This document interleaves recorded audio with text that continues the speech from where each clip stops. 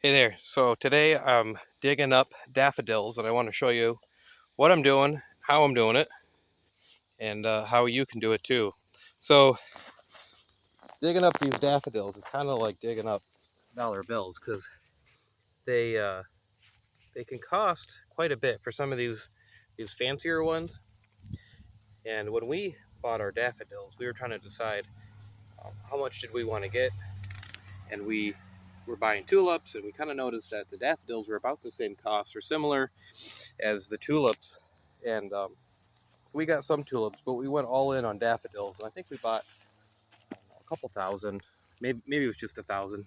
But partly because in cut flower production, tulips are used as an annual, so they're one and done.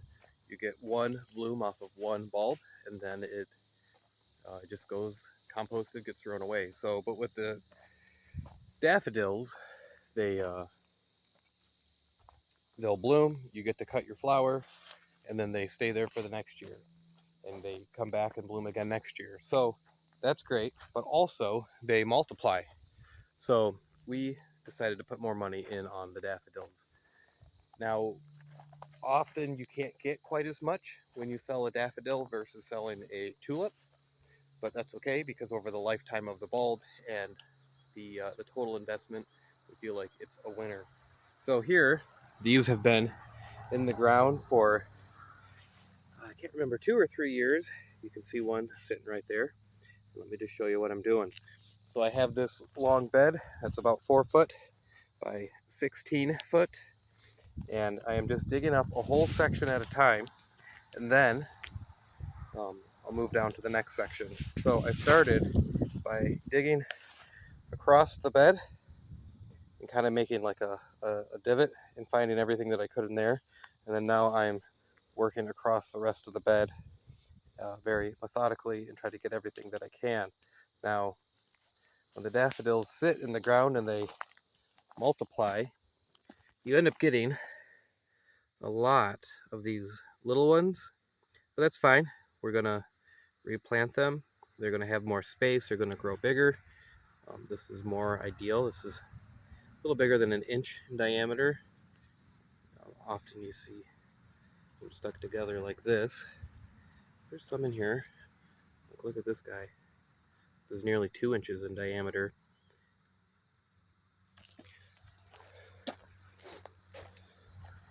A lot of these, there's actually quite a few that are big. At first, when I first started, there was a lot of little ones. See this though? This is 3 bulbs now that would have come out of one original bulb. Some of these have already broke apart, but some spots, digging up some clumps that were five of them together. But so let me just show you what I'm doing here real quick. It's pretty simple, pretty self-explanatory, but I'm using a fork like this. Now, I'm gonna try not to spear them, which inevitably you do. It isn't ideal, but we're just gonna roll with it. Just because you speared one doesn't necessarily mean it's going to die, but it definitely introduces the possibility that they could end up dying or rotting. So right now it's mid-September. I'm digging these up. You really could dig them up anytime after the foliage dies and dries back. So all I'm doing is getting down in here underneath it. I'm trying to get underneath where I think the bulbs themselves are, and then I gotta do this with one hand. I'm picking up, so you can see one right there. Kind of coming over to my pile, and then we'll kind of shake it off. Let's see what we have. So here's one that's actually already rotting, so that's a goner. But we'll just kind of go through what we pulled up. Here's a little guy. Keep that. Here's a little twofer. We'll keep that. Um, often when you do tasks, you want to be as efficient as possible, handle your materials just one time. But in this case, it's okay to handle your dirt several times. And because every time you start turning that dirt all around, you're going to find more. They're really hard to find them all. But the more you dig around, you'll keep finding them. And now when you're digging, you'll want to, anytime you see one, pick it up. Because if you see one sitting in the dirt there and you just leave it and you think, oh, I'll get that with the next scoop. Well, once it disappears, you might never see it again. So let's see what we got here.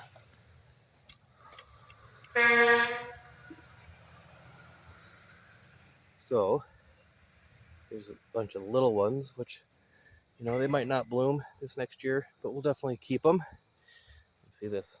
There's 1, 2, 3, 4 all together, which I did spear it very well, but it doesn't matter. I'm still gonna keep it. Be better if you didn't spear it, obviously, but we'll keep them, and they'll get replanted here shortly. If there's any down in the hole that we just dug up, we'll grab those too.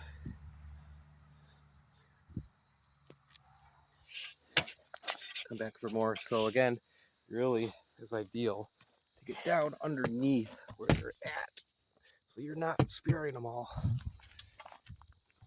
There we go. Okay, I think I've cleared that spot pretty good. Let's dig in a little further now.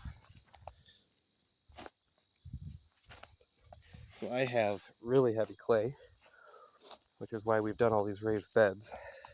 And in this case, I have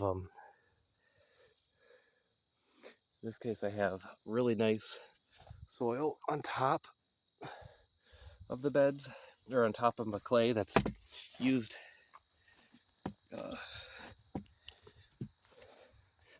for the soil in the bed, but it's still open to the bottom, so I'm getting into this hard heavy clay on the bottom here. So again, I'm gonna see this here, so I'm gonna grab it before I do anything, because if I don't, there's a chance I may never see it again. Okay. You get clumps, break them up because they hide in those clumps. Sometimes it looks like a clump, like that one did. Get it in there. Also, again, it doesn't hurt to go through your soil more than once. Another scoop. Oh, here's one here, one here. These are pretty good. Okay.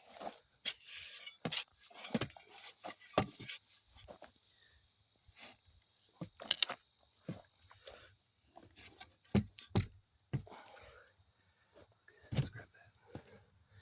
There's 3 of them together.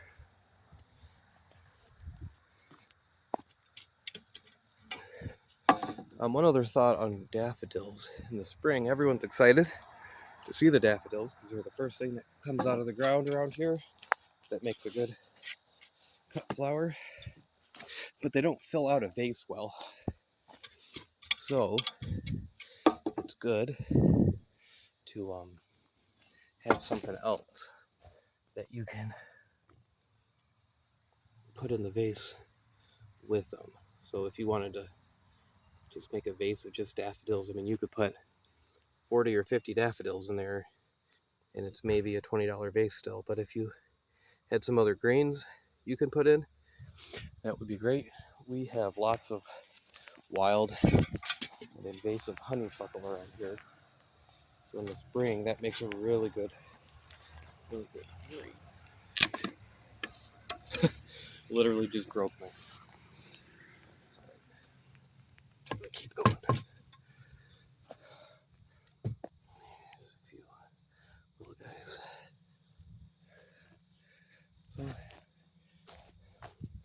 anyways, I've had this fork for a good number of years, so I've gotten use out of it. I can always put a new handle on it, but can also use a shovel.